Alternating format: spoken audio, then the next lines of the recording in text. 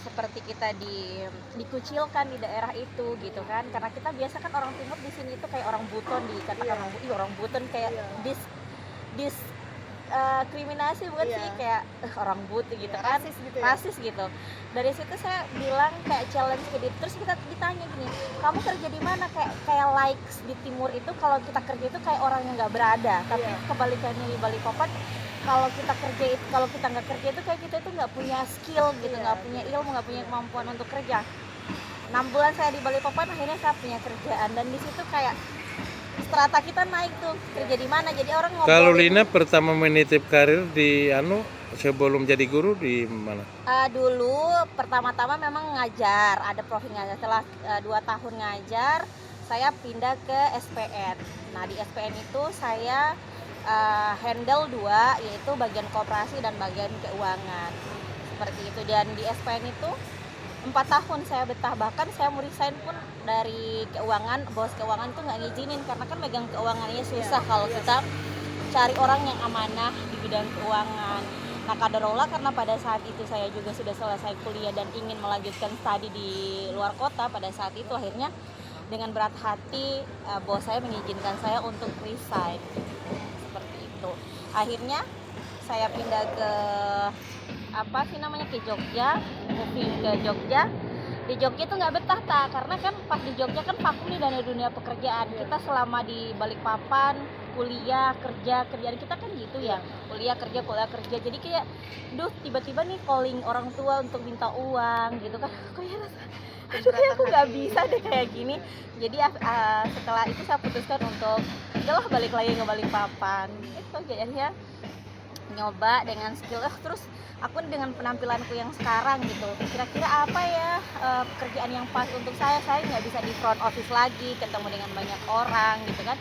Akhirnya salah satu teman saya untuk nge-tapping sekolah-sekolah Islam gitu yang berbasis Islam education gitu kan.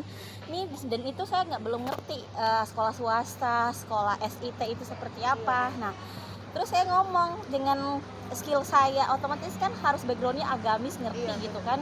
Nah alhamdulillah ala kulli hal dari orang tua juga, maksudnya orang tua kan sudah ditanamkan belajar agama, walaupun nggak agamis banget, tapi sudah punya skill untuk ngaji, untuk segala macam. Dan memang sebelum saya hijrah itu memang saya sudah belajar untuk hafal Quran, untuk akhirnya setelah saya diinterview, dites, keterima lah di salah satu sekolah yang belum sunnah pada saat itu.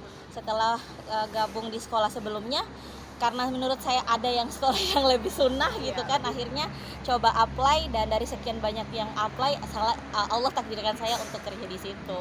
Sampai sekarang sudah hampir 4 tahun di Ibnu Umar.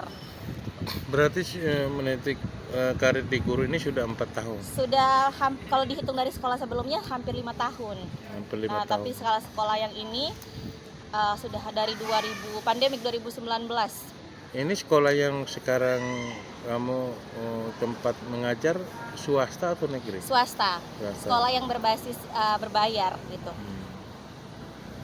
Jadi di sana itu untuk SD kan kita punya. Dia berapa lokal? Kenapa? Berapa lokal?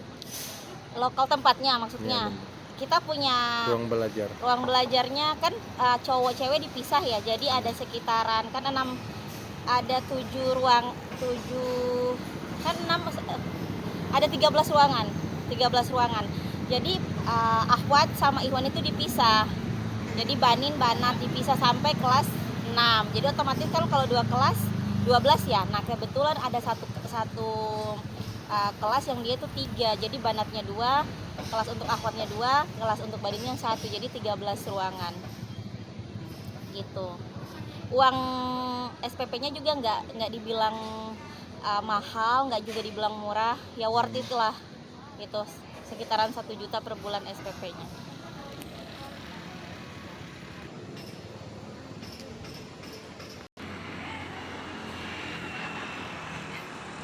Berbagi kisah. Oh iya, saya kan dari bahasa Inggris kan.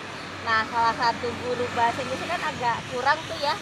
Nah, dia tuh melihat maksudnya punya skill, kemampuan saya bisa berbahasa Inggris. Akhirnya saya itu gampang gitu. Nah, walaupun ilmu pengetahuan saya di bidang agama itu masih minim gitu kan, saya keterimanya karena saya punya background, saya bisa di bahasa Inggris. Dan itu saya flashback dulu waktu ketika bapak saya menyekolahkan saya di masuk di kampus bahasa Inggris itu, aduh rasanya mau mundur mau ini, tapi masya Allah ternyata ridho orang tua itu di situ ya, banyak sekali benefit yang saya dapatkan. Soalnya pengen sekolahnya sekolah kesehatan bidang-bidang medis, karena orang tua saya berangkatnya profesi orang tua saya juga dia ngerti gitu kan. Kok saya nggak ada yang ini, tapi bapak saya tuh nggak ngizinin saya untuk sekolah kesehatan, sekolah perawat, karena udah terlalu banyak. Kamu sekolah bahasa Inggris biar kamu bisa jadi menteri keuangan. Dulu itu yang di mindsetnya bapak itu, sudah kamu merantau sana jangan pulang-pulang biar kamu jadi Sri Mulyani, dia dulu itu menteri keuangan. Tapi alhamdulillahnya ketika saya itu memutuskan untuk hijrah, orang tua saya nggak bantah, nggak bilang kenapa sih kamu nggak kuliah, kamu cerdas, kamu ini. Kalau sekarang kalau ke Ade itu, ke Aput, abang Aput itu doktrin saya, kamu mau kuliah ke Kairo kah? Saya bilang lihat nanti. Dia tuh mau kalau saya itu kuliah, tapi kamu kuliahnya ke Kairo. Ya pulang yang penting kamu biayain saya, karena harus cari beasiswa nanti kalau yang untuk anunya dia ngaku, tapi kan dia mau selesaikan studinya juga kan.